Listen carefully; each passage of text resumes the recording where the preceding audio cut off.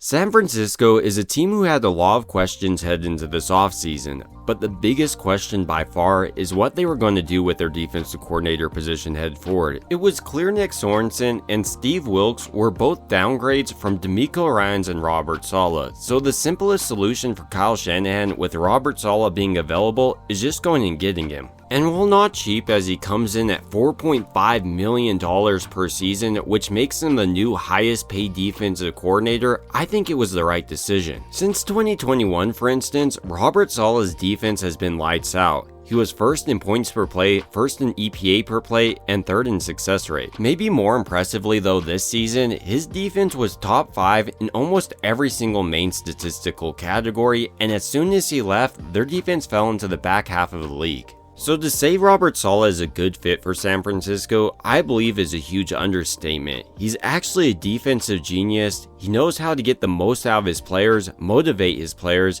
and get them to swarm to the ball, which is something San Francisco has really been missing. So in this video, I want to break down the top 4 reasons I believe Robert Saleh will be able to transform San Francisco's defense into a top 5 unit this year. Starting out with number 1, I believe Robert Saleh really understands how to transform his defense based on the league tendencies. In recent years for Saleh, he transformed his defense base coverage from cover 3, which is still conservative, to even a more conservative cover 4. Rather than splitting up the deep part of the field into thirds, you cut it into quarters, making it much more manageable to stop the big play in an ever pass happy league. While this does allow your defense to be more susceptible to underneath passes, the concept here is if your offense just has 1 or maybe 2 bad plays, your drive's finished. But it's not like Robert Saleh is just out there spamming cover 4. I love how he mixes in other coverages that look like cover 4 on one side and maybe a different coverage on the other, really getting the quarterback to think about it.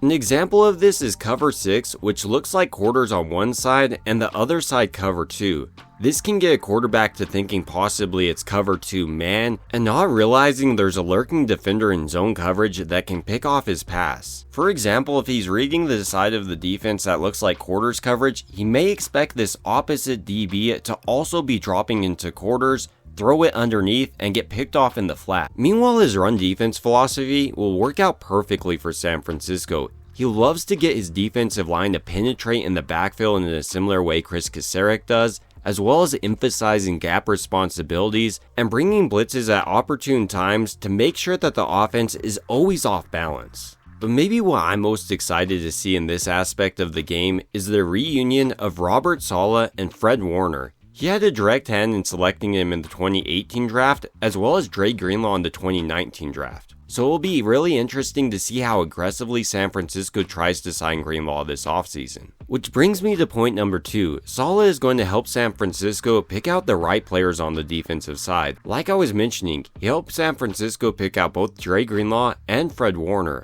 but he also helped them pick out DJ Jones and DJ Reed. So with a slate full of picks, I expect Saleh to at least hit on 1 defensive pick this draft. The third reason I believe a lot of fans should be excited for Saleh's return to the Bay Area is the enthusiasm he brings to the team. He really lights it up on the sidelines. And no offense to Nick Sorensen or Steve Wilks, but I never saw them acting like Saleh does on the sidelines. You can tell he loves the game, and that's transferred over to his players, who seem legitimately ready to go into any battle with Saleh, which is a sign of a truly great leader. Which brings me to my 4th and final point of this video.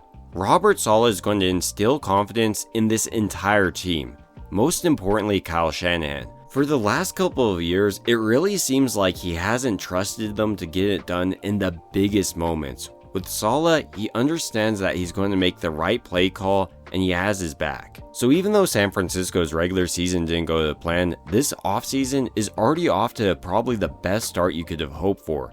Now, they just need to re-sign Brock Purdy quickly. But these are just some of my thoughts about San Francisco landing Robert Saleh, and I'd like to hear your thoughts down below. It would also mean a ton to me if you could like and subscribe, and as always, I hope you guys have a great rest of your day.